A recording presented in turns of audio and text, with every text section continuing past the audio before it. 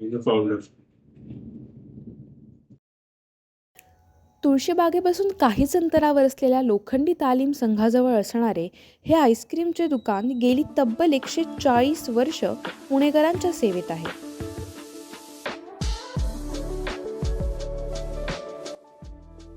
भारताला स्वातंत्र्य मिळायच्या अगोदरच या दुकानाचा हीरक महोत्सव देखील पार पडला होता.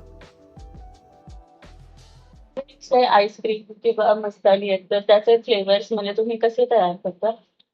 आम्ही पारंपरिक पद्धतीने जी पद्धत वापरली जाते म्हणजे पॉट आईस्क्रीम किंवा नॉन एरिएशन त्या पद्धतीने पूर्ण डेअरी फॅट वापरून बनवतो.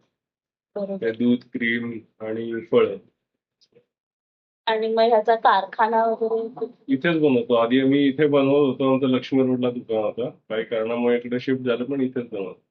बरं, म्हणजे आता कारखाना आणि दुकान हे एकत्र. जवळच.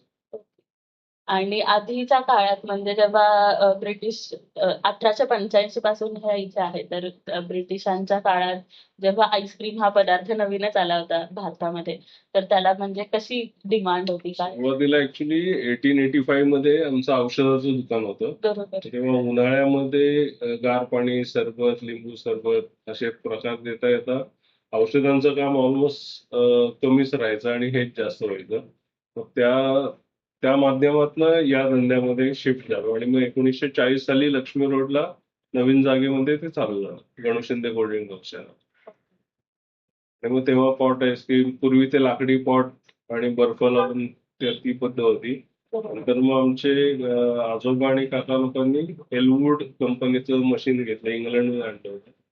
आणि मग ते हस्तस्पर्श विरहित आईस्क्रीम असं त्यांनी त्या काळी केलं. मग त्याच्यामध्ये तुम्हाला फ्लेवर वेगळा टाकायला तेव्हा लिमिटेड फ्लेवर्स होते खूप. बरोबर. हळूहळू आता जवळजवळ 20-25 फ्लेवर आहे. म्हणजे त्याच्यात तुम्हाला फक्त फ्लेवर आणि ते डेअरी फॅट वगैरे हा. टाकायला. बरोबर. म्हणजे मँगोला मँगो पल्प वापरला जातो. पिस्ता वगैरे केशर याला पिस्ते आणि केशरच वापरला जातो. अशा पद्धतीने. स्वातंत्र्याच्या पूर्वी जेव्हा दुकान होतं आणि त्याच्यानंतर ह्याच्यात काय कसे बदल वगैरे जर तुम्हाला तुमच्या आठवणी किंवा गोष्टी कोणी सांगितल्या असतील आजोबांनी वगैरे त्याच्यातून ऐकून माहिती असेल तर तुम्ही सांगू शकता? आठवणी म्हणजे आता तरी ती लोक खूप कमी राहिली आहेत. बरोबर. पण माझ्या बघण्यात आलेली म्हणजे पिढ्यानपिढ्या येणारे आमच्याकडे भरपूर गिऱ्हाईक आहेत की जे आजी आणि त्यांची मुलगी किंवा हुजूर पगार शाळेच्या जवळ असल्यामुळे खूप मुलीचा तो शाळा नॉस्टॅल्जिक हे आहे. हे माहेरी आल्यासारखं वाटतं त्यांना. बरोबर. त्यामुळे असे भरपूर अनुभव आहेत. या दुकानात आम्ही चॉकलेट आणि ब्लॅक करंट असे 2 आईस्क्रीमचे फ्लेवर्स घेतले आणि सोबतच सीताफळ मस्तानी सुद्धा ट्राय केली.